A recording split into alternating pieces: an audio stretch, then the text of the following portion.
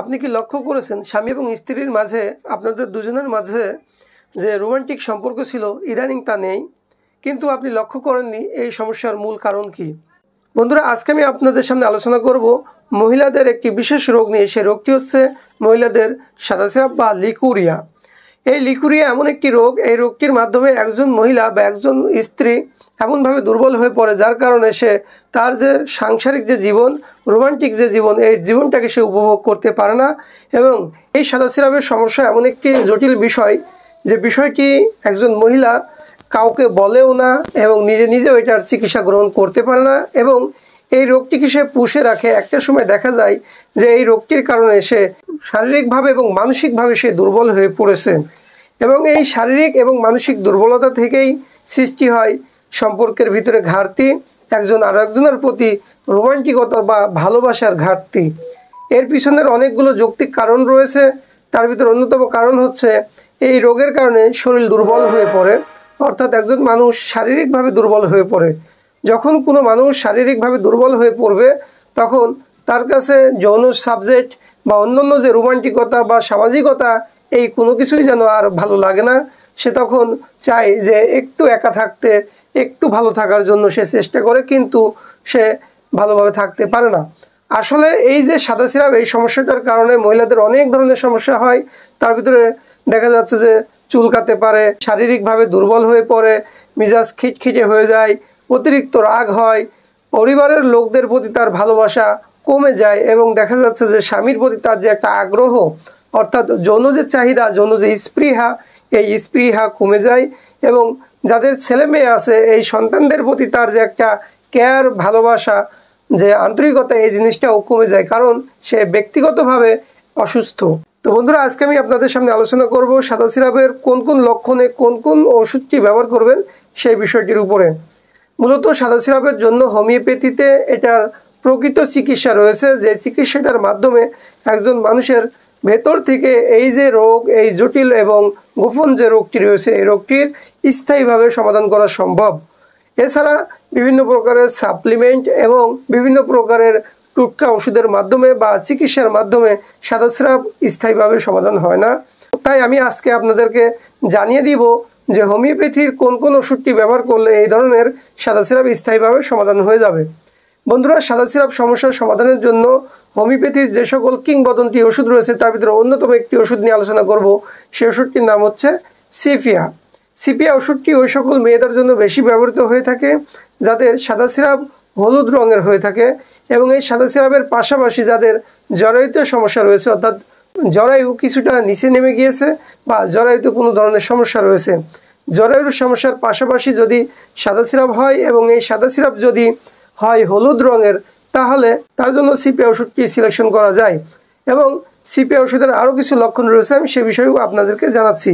সেটি হচ্ছে যে এর রোগীর মন মানসিকতা খুবই খারাপ থাকে, তার স্বামীর প্রতি কোনো আগ্রহ থাকে না, পরিবারের লোকদের প্রতি কোনো আগ্রহ থাকে না, স্বামীর প্রতি তার যে একটা ভালোবাসা, তার যে একটা দায়িত্ববোধ, এই জিনিসটা কমে যায়। একটা সময় দেখা যায় যে স্বামী এবং স্ত্রী একই বিছানায় ঘুমান, একই সাথে থাকেন, কিন্তু দুজনের ভিতরে কোনো বন্ডিং নেই এবং কোনো প্রকারের কোনো এই বিষয়ের উপরে কোনো কথা হয় না।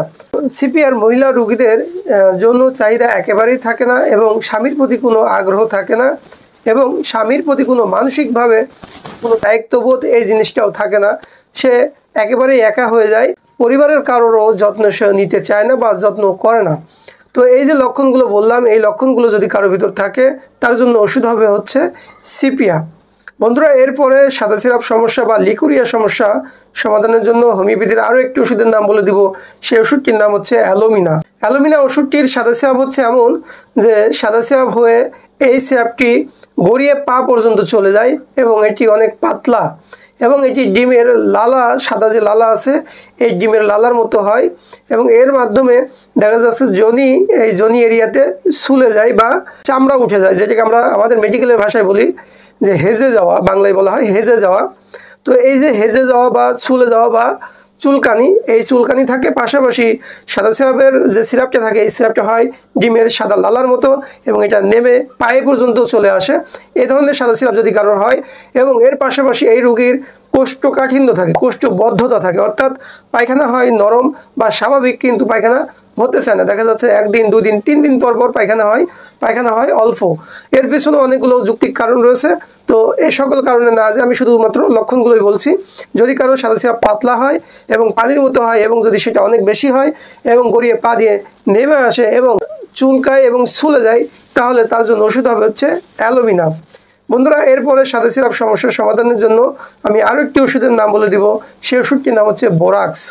বোরাক্স ওষুধটির সাদা সিরাপের লক্ষণ হচ্ছে ময়দা গুলানো পানির মতো সাদা, অর্থাৎ এটি দুধের মতো অনেকটা সাদা এবং এর সাদা সিরাপ হয় হচ্ছে গরম। বিশেষ করে এই সাদা সিরাপ যখন পা দিয়ে গড়িয়ে পড়ে পাতলা এবং এটা গরম অনুভূত হয়, বোঝা যায় যে এদিক দিয়ে কোনো কিছু যাচ্ছে।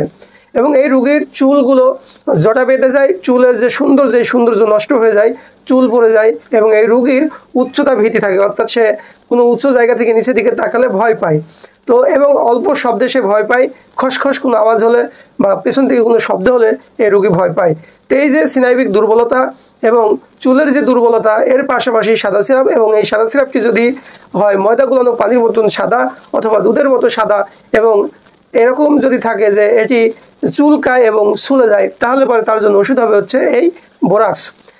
বোরাক্স ওষুধটির মতোই আরও একটি হোমিওপ্যাথিক ওষুধ রয়েছে, সেই ওষুধটির নাম হচ্ছে ক্রিওজোট। ক্রিওজোট ওষুধটি মূলত ওই সকল মহিলাদের জন্য বেশি ব্যবহৃত হয়ে থাকে যাদের সাদা সিরাপ অল্প হোক বা বেশি হোক কিন্তু জনি ছুলে যায়। জনি এমনভাবে চলে যে তারা যখন এখানে পানি লাগায়, এই পানি লাগলে পরেও জ্বলে ওঠে, মনে হয় যে এখানে মনে হয় ঝাল লেগে গিয়েছে বা মরিচ লেগে গিয়েছে, এরকম একটা জ্বালা যন্ত্রণা হতে থাকে, জায়গাটা ছুলে যায় এবং এই ছুলে যাওয়ার কারণে এখানকার চামড়া উঠে যায়, এরকম একটা সিচুয়েশন থাকে। সহবাস করতে পারে না, সহবাসে গেলেও এখানে ছুলে যায় এবং চামড়া উঠে যায় এবং সব সময় এটার ভিতরে একটা চুলকানি ভাব থাকে, জ্বালাপুরা ভাব থাকে, ছুলে যায়, চুলকায়। এই লক্ষণ যদি থাকে তার জন্য ওষুধ হবে হচ্ছে এই ক্রিওজোট। বন্ধুরা, সাদা সিরাপ সমস্যার সমাধানের জন্য হোমিওপ্যাথিতে প্রায় 100-র উপরে ওষুধ রয়েছে। প্রত্যেকটা ওষুধেরই আলাদা আলাদা লক্ষণ রয়েছে। তো বন্ধুরা, আমি যে বিষয়গুলো নিয়ে আলোচনা করলাম, যে লক্ষণগুলো নিয়ে আলোচনা করলাম, এছাড়াও সাদা সিরাপের আরও অনেক লক্ষণ রয়েছে এবং এই লক্ষণের উপর ভিত্তি করে মূলত ওষুধ সিলেকশন করতে হয়।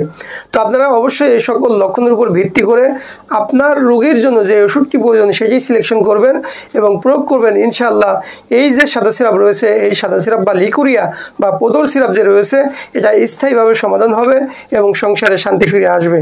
তো বন্ধুরা, প্রয়োজন হলে আপনারা আমাদের সাথে যোগাযোগ করতে পারেন স্ক্রিনে দেখানো নম্বরে। আপনাদের সুস্বাস্থ্য কামনা করে আজকের মতন এখানেই বিদায় নিচ্ছি।